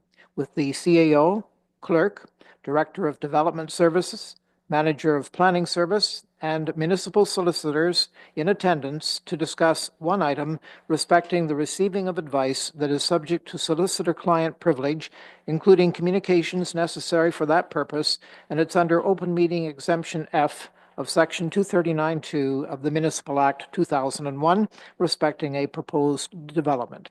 And when we are finished, I'll be reporting out on our meeting. Yes, a mover and a seconder, Councillor Greenfield and Councillor Yurrig. All in favor? Anyone opposed? And that is unanimous. Thank you very much.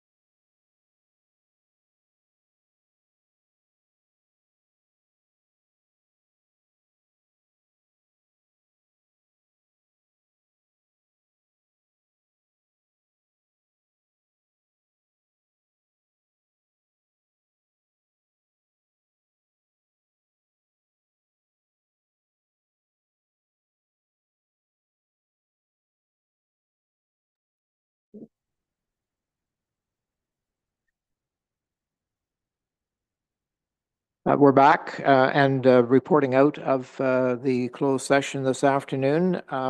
Council met with the CAO, the clerk, the Director of Development Services, the Manager of Planning Service, and our municipal solicitors to discuss one item respecting the receiving of advice that is subject to solicitor-client privilege, including communications necessary for that purpose. And this was all under open meeting exemption F of section 239(2) of the Municipal Act 2001, respecting a proposed development. And I'll just report that only the subject was discussed and no direction was provided to staff. And do we have we do have a bylaw a confirming bylaw. So the recommendation is, be it resolved that bylaw 2026-17, being a bylaw to confirm the proceedings of the meeting of the Council of the Corporation of the Municipality of Meaford, be taken as read a first, second, and third time and finally passed. Can I have a mover and a seconder? Councillor Uhrig and Councillor Ennis, thank you. All in favor? Anyone opposed? And that is carried unanimously. Thank you. With that, I'll adjourn our meeting.